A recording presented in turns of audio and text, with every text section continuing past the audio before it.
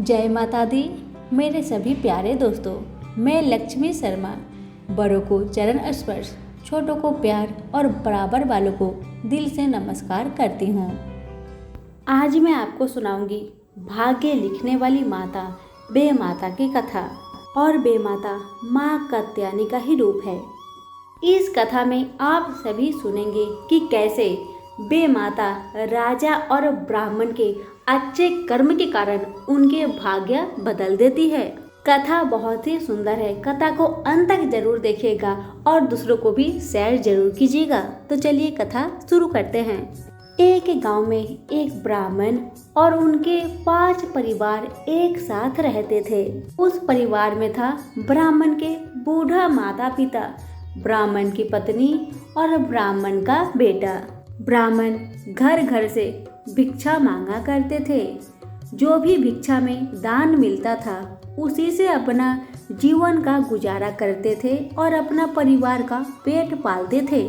उस ब्राह्मण का एक अभ्यास था कि हर दिन का भोजन का प्रबंध वह हर दिन ही किया करते थे, जो कि ब्राह्मण की पत्नी ब्राह्मणी को अच्छा नहीं लगता था।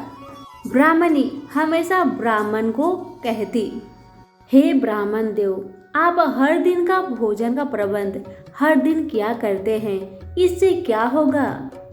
आप और थोड़ा मेहनत करें, लोगों से ज्यादा भिक्षा मांगे, तभी तो आपको ज्यादा फल मिलेगा।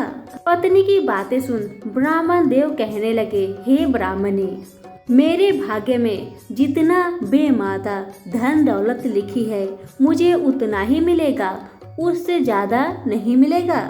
तुम चिंता मत करो, कल क्या होगा मेरी माता रानी निर्णय करेगी। जो मेरे भाग्य में लिखा होगा वही मेरे साथ होगा, तुम चिंता मत करो। अब तो इसी तरह से समय व्यतीत होने लगा और ब्राह्मणी हर रोज ब्राह्मण पे गुस्सा होने लगी, क्योंकि ब्राह्मण हर दिन का ही भोजन का प्रबंध करते थे, किसी से भी ज्यादा दान ज्यादा भिक्षा नहीं लेते थे।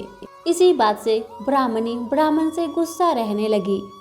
एक दिन की बात है, ब्राह्मणी को किसी ने बताया गांव के पास ही में एक राजा रहते हैं, जो कि बहुत ही दानी है, बहुत ही दयालु है, सबकी मदद करते हैं। अब ब्राह्मणी ये बातें सुनकर अपने पति ब्राह्मण देव के पास जाकर कहती है, सुनिए जी, इसी गांव में कुछ ही दूर में एक राजा रहते हैं। सुनने में आया वह राजा बहुत ही दानी है, सभी को दान देते हैं, कभी किसी को निराश नहीं करते हैं और ना ही किसी को कभी खाली हाथ भेजते हैं। आप उन्हीं के पास जाइए, क्या पता उनके दान से हमारी गरीबी दूर हो जाए और हमारे भाग्य खुल जाए। ब्राह्मणी की बातें सुन ब्राह्मण देव कहने लगे, नहीं ब्राह्मणी, ऐसा कुछ नहीं होता है। जब तक ना भाग्य की माता बेमाता हमारे भाग्य में धन दौलत ना लिखे, खुशियाँ ना लिखे, तब तक कुछ भी संभव नहीं है। उन्हीं के हाथ में हमारा जीवन है। हम जैसा कर्म करते हैं बेमाता उसी का फल हम सभी को देती है।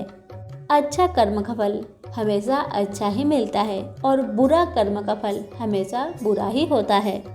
फिर भी मैं तुम्हारी बात मानकर कल ही राजा से मिलने जरूर जाऊंगा, तुम चिंता मत करो। अब जैसे ही सुबह होती है, ब्राह्मणी ब्राह्मण से कहती है, सुनिए जी, जाइए राजा के महल में हो आइए। ब्राह्मण कहते हैं, ठीक है, मैं स्नान करके चला जाता हूँ। और ब्राह्मण स्नान करके राजा के महल की ओर निकल पड़ते हैं। और जैसे ही राजा के महल में पहुँचते हैं तो देखते हैं कि राजा महल में है ही नहीं। तब ब्राह्मण फिर से घर में चले आते हैं। ब्राह्मण को देख ब्राह्मणी कहने लगी, क्या हुआ, राजा से भेंट नहीं हुआ?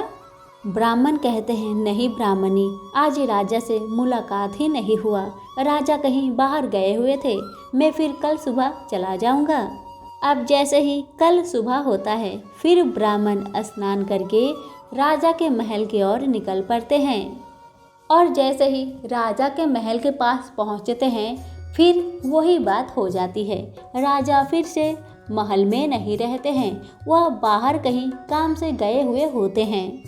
अब ब्राह्मण फिर से घर में खाली हाथ आते हैं। ब्राह्मणी देखकर कहती है, क्या हुआ, आज भी मुलाकात नहीं हुआ क्या? ब्राह्मण कहते हैं, हाँ ब्राह्मणी, आज भी राजा महल में नहीं थे। ब्राह्मण की बातें सुन ब्राह्मणी ब्राह्मण से कहती है, सुनिए जी, आप कल जरूर जाइएगा और मेरा दिल कहता है कि कल राजा से आपकी मुलाकात जरूर होगी। ब्राह्मण कहते हैं, ठीक है ब्राह्मणी, मैं कल सुबह फिर से चला जाऊंगा। अब जैसे ही सुबह होती है, ब्राह्मण स्नान करके महल में पहुंचते हैं और उस दिन ठीक राजा से मुलाकात हो जाती है। राजा ब्राह्मण को आदर पूर्वक बैठाते हैं और कहते हैं, हे ब्राह्मण, आप 2 दिन से मेरे महल में आ रहे हैं और मुझसे मुलाकात नहीं हो रही है, मुझे क्षमा करें। इतना कहने के बाद ही राजा अपने नौकरों से कहते हैं, सुनो नौकरों, एक डाला में जितना धन अट जाए उतना धन लाकर इस ब्राह्मण देव को दे दो। अब तो नौकर एक डाला में भरकर ढेर सारे धन दौलत ला करके ब्राह्मण के सामने रख देता है। सारा धन दौलत को देखकर ब्राह्मण राजा से कहते हैं, हे राजन, मुझे इस धन की कोई ज़रूरत नहीं है, मैं तो बस आपकी मेहनत का कमाई में से ही थोड़ा सा अन्न लूँगा, ये सब मुझे नहीं चाहिए। अगर आपके पास आपकी मेहनत की कमाई हुई धन है तो उसमें से मुझे थोड़ा सा दे दीजिए। अब तो राजा मन में सोचने लगे कि मेरे मेहनत का धन तो मेरे पास है ही नहीं। अब राजा कुछ देर बाद ब्राह्मण से कहते हैं, हे ब्राह्मण, मुझे 1 दिन का समय दीजिए, मैं अपने मेहनत का, अपने कमाई का धन लाकर आपको जरूर दूंगा। इतना सुनते ही ब्राह्मण महल से निकल पड़े और इधर घर में ब्राह्मणी बहुत खुश थी कि ब्राह्मण देव आज ढेर सारा धन लेकर आएंगे, हमारी गरीबी दूर हो जाएगी, हमारा भाग्य खुल जाएगा। लेकिन जब ब्राह्मण देव घर में आते हैं तो ब्राह्मणी पूछती है ब्राह्मण देव से, क्या हुआ, आज भी राजा से मुलाकात नहीं हुआ क्या आपका? ब्राह्मण कहते हैं, नहीं ब्राह्मणी, ऐसा कोई बात नहीं है, राजन मुझे कल बुलाए हैं, मैं कल चला जाऊंगा। ब्राह्मणी बहुत खुश होती है ये सोचकर कि कल राजा ढेर सारे धन दौलत देंगे। अब तो राजा जैसे ही सुबह होता है, फटे फटे कपड़े पहनकर तैयार हो जाते हैं। राजा को देखकर रानी राजन से सवाल करती है, हे राजन, आप फटे फटे कपड़े क्यों पहने हैं, कृपा करके मुझे बताइए। रानी की बातें सुन राजन कहने लगे, हे रानी, मैंने कल एक ब्राह्मण को वचन दिया है कि मैं अपने मेहनत से कमाए हुए धन उसको दूंगा, बस इसीलिए मैं बाहर जा रहा हूँ काम करने के लिए। अगर मैं राजा का भेष में बाहर काम करने जाऊंगा तो सभी मुझे काम करने दे देंगे और जहाँ 1 रुपया का काम करूंगा वहाँ मुझे 10 रुपया देंगे। इसीलिए अपना राज छुपाकर गरीब का वेश धारण करके मैं कमाने जा रहा हूँ। अब राजा की बात सुन रानी कहने लगी, हे राजन, मुझे भी अपने साथ ले चलिए। राजन कहने लगे, हे रानी, आप कहाँ जाएंगी, आप घर में ही रहिए। लेकिन रानी ना मानी। रानी भी फटी फटी साड़ी पहनकर तैयार हो जाती है। अब तो राजा रानी घर से सुबह ही निकल पड़ते हैं और हर घर में जाकर कहते हैं, कोई मुझे काम दे दो, कोई मुझे काम दे दो। लेकिन कोई भी उन्हें काम नहीं देता है। सुबह से शाम हो जाता है, तभी उन्हें एक लोहार भाई दिखते हैं जो कि लोहा को पीट रहे होते हैं। राजा और रानी लोहार भाई के पास जाकर कहते हैं, ए भैया, मुझे काम देंगे? लोहार कहते हैं, हाँ जरूर दूंगा, लेकिन मैं तुझे 2 रुपया से ज़्यादा रुपया नहीं दूंगा। अगर तुम्हें काम करना है तो करो, नहीं करना है तो जाओ। राजा कहते हैं, ठीक है भैया, मैं 2 रुपया में काम कर लूँगा। अब तो कुम्हार भाई उस राजा को पहचानते हैं नहीं। उनसे कहते हैं कि तुम इस लोहे को आग में गर्म करके इसे पीटो। और रानी को लोहार भैया काम देते हैं कि कुएं से पानी लाओ और इस गड्ढे में पानी को भर दो ताकि तुम्हारा पति जब लोहा को पीट ले तो उसी पानी में इस लोहे को ठंडा कर सके। अब तो रानी कुआं से पानी टान कर लाती है, उसके हाथों में छाले पड़ जाते हैं और इधर राजा के भी हाथ पैर थोड़े बहुत जल जाते हैं और हाथों में छाले भी पड़ जाते हैं। अब तो राजा को काम करने आ ही नहीं रहा था। ये देखकर लोहार की पत्नी लोहार से कहती है, क्या जी, आप कैसे इंसान को काम पर रख लिए हैं जो बहुत काम चोरी है, काम तो कर ही नहीं रहा है ठीक से। ये बात जब राजा और रानी सुन लेते हैं तो मन में सोचते हैं जरूर हमारी काम में कुछ कमी होगी, तभी ये ऐसी बातें कर रही है, मुझे और मेहनत से काम करना होगा। अब दोनों मेहनत से काम करने लगे। सुबह से रात हो गई और लोहार भैया ने राजा को 2 रुपए दिए और रानी को भी 2 रुपए दिए। अब राजा रानी वही 4 रुपया लेकर महल में आ जाते हैं। और जैसे ही सुबह होता है अपने नौकर को बुलाकर कहते हैं, जाओ उस ब्राह्मण को बुलाकर लाओ। अब नौकर ब्राह्मण के घर जाकर ब्राह्मण को बुलाता है और कहता है, आपको राजा महल में बुलाए हैं। अब तो ब्राह्मण की खुशी की ठिकाना ना रहा। ब्राह्मणी मन ही मन में सोच रही थी, ब्राह्मण देव को ढेर सारा अब धन दौलत मिलने वाला है। अब तो ब्राह्मण महल की तरफ चल दिए और जैसे ही महल में पहुंचते हैं तो राजा उन्हें महल में आदर सहित बैठाते हैं और उन्हें अपना मेहनत का कमाया हुआ 4 रुपया दे देते हैं और ब्राह्मण उसे खुशी खुशी लेकर अपने घर को आते हैं और ब्राह्मणी को वो 4 रुपया दे देते हैं। ब्राह्मणी सिर्फ 4 रुपया देखकर बहुत नाराज हो जाती है और चारों सिक्के को उधर ही पास में फेंक देती है। ब्राह्मण उस चारों सिक्के को उठाते हैं और वहीं पर माँ कात्यायनी का मिट्टी में मूर्ति रखा हुआ था, उन्हीं के चरणों में 4 रुपया को रख देते हैं। तो ब्राह्मण माँ कात्यायनी से हाथ जोड़ के प्रार्थना करते हैं, हे माता, आपका दिया हुआ धन, आपका लिखा हुआ भाग्य आपके चरणों में अर्पित करता हूँ। आप ही जाने मेरे भाग्य में आपने क्या लिखा है। आपके आगे तो कोई भी नहीं है माँ, जो आप करती हैं वही होता है, जो आप लिखती हैं वही होता है।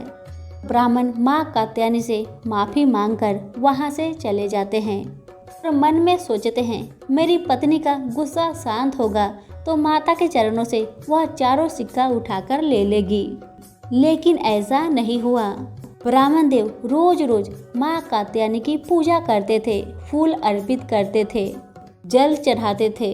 ऐसे करते करते चारों सिक्का मिट्टी में दबते गया और कुछ समय बीतने के बाद वहीं पर माँ कात्यायनी के चरणों के पास ही 4 सुंदर सुंदर पौधा निकलते हैं, जिन चारों पौधे से ढेर सारी रोशनी निकलती है और उन पौधे में छोटी छोटी मोती लगी हुई थी। जैसे ही सुबह होता है, ब्राह्मणी झाड़ू करती हुई बाहर निकलती है तो देखती है कितना सुंदर पौधा है और उसके बीज कितना सुंदर है। मन में ऐसे ही सोचती रहती है। ब्राह्मणी नहीं पहचानती है कि ये मोती का पौधा है। उसे यह लगता है कि ये पौधा का बीज है। सारे बीज को झाड़ू लगा के फेंकती नहीं है, उसे घर के एक कोने में रख देती है। ब्राह्मण भी जब उस पौधे को देखते हैं पहचान नहीं पाते हैं, बस मन में सोचते हैं कितना सुंदर पौधा है, इसका बीज भी बहुत सुंदर है। कुछ समय बीतने के बाद एक सब्जी वाली वहीं पर आती है और कहती है, सब्जी ले लो, सब्जी ले लो। ब्राह्मणी कहती है, ए बहन, मेरे घर में तो धन दौलत नहीं है, देखो मेरे घर में थोड़ा सा बीज पड़ा है, इस बीज को ले जाओ और मुझे सब्जी दे दो। जब सब्जी वाली बहन उस बीज को देखती है तो तुरंत पहचान जाती है, अरे ये तो मोती है। सारा बीज को सब्जी वाली बहन लेकर चली जाती है और उसे उसके बदले में सब्जी देके चली जाती है। अब तो हर रोज सब्जी वाली रोज सब्जी देती और उसके बदले में मोती लेके चली जाती। ब्राह्मण और ब्राह्मणी को इसका पता भी नहीं चलता था। अब तो ये सब देखकर बेमाता को अच्छा नहीं लगा। बेमाता मन में सोचने लगी, किसका भाग्य है और कौन इसे ले जा रहा है। अब तो माता रानी को एक उपाय सूझा कि राजा अभी तो बहुत गरीब हो चुके थे, क्योंकि राजा के मंत्रियों ने राजा के सारे धन दौलत को छीन छीन कर वो लोग खुद राजा बन बैठे थे और राजा भिखारी बन बैठे थे। अब तो बेमाता बूढ़ी माई का भेष धारण करके ब्राह्मण के पास आती है और कहती है, ए ब्राह्मण, मैंने सुना है कि पास में जो राजा रहते हैं उनके मंत्रियों ने मिलकर उनके सारे धन दौलत को छीन लिए हैं और वो अब भिखारी बन चुके हैं। इतना कहने के बाद बेमाता कुछ दूर आगे बढ़कर अंतर ध्यान हो जाती है। अब तो ब्राह्मण मन में सोचते हैं कि वो राजा कितने अच्छे हैं, उनकी मदद जरूर करना चाहिए। राजा तो अपने हंस को बिना मोती खिलाए भोजन ही नहीं करते हैं। ब्राह्मण मन में सोचते हैं, क्यों न मैं इस सुंदर से पेड़ के बीज को ले जाऊं, क्या पता हंस इसे मोती समझकर खा ले और राजा भोजन कर ले। अब तो ब्राह्मण एक पोटली में सारे बीजों को यानी कि मोती को बांधकर राजा के महल में पहुंच जाते हैं और राजन को वह सारे बीजों को दे देते हैं और कहते हैं, हे राजन, इस मोती को आप हंस को खिला दीजिए और आप भोजन कर लीजिए, आपका मेरे पे बहुत उपकार है। अब राजा जैसे ही पोटली को खोलकर देखते हैं तो वो हैरान रह जाते हैं। राजा तो पहचान जाते हैं, ये तो कोई बीज नहीं, ये तो मोती है। अब राजन ब्राह्मण से कहने लगे, हे ब्राह्मण, ये मोती आपने कहाँ से लाए। ब्राह्मण कहने लगे, हे राजन, ये मोती नहीं, ये पौधा का बीज है। राजन कहते हैं, नहीं ब्राह्मण देव, ये असली मोती है। अब तो ब्राह्मण देव राजन को लेकर अपने घर के पास चले जाते हैं, माँ कात्यायनी के पास, जहाँ पौधा लगा हुआ होता है। अब तो राजन देखकर हैरान हो जाते हैं, अरे यहाँ तो मोती का पौधा उगा हुआ है। ब्राह्मण देव भी हैरान हो जाते हैं। ब्राह्मण देव तो समझ जाते हैं ये सब बेमाता का लिखा हुआ है। कहते हैं ना, माँ के घर में देर है पर अंधेर नहीं। अब तो राजा मन में सोचते हैं, आखिर ये मोती का पौधा कैसे उगा। दोनों मिलकर इस मिट्टी को खोदकर देखते हैं। अब ब्राह्मण और राजन दोनों जन मिलकर मिट्टी को खोदने लगे। खोदते खोदते नीचे देखते हैं 4 सिक्का है और उसी सिक्के में से ये मोती का पेड़ उगी हुई है। अब तो ब्राह्मण देव को सारी बात याद आ जाती है और ब्राह्मण कहने लगते हैं, हे राजन, ये सिक्का आप ही की मेहनत का कमाई है। जो आपने मुझे ये 4 सिक्का दिए थे, मेरी पत्नी ने गुस्सा से इस सिक्का को फेंक दी थी, तो उसी चारों सिक्का को मैंने माँ कात्यायनी के चरणों में रख दिए थे। आज देखिए उसी से 4 मोतियों का पौधा उगा है। देखिए मेहनत में कितना शक्ति है। राजन कहते हैं, हाँ ब्राह्मण देव, आप सही कहते हैं। भाग्य उसी के साथ देती है जो मेहनत करता है, अच्छा कर्म करता है।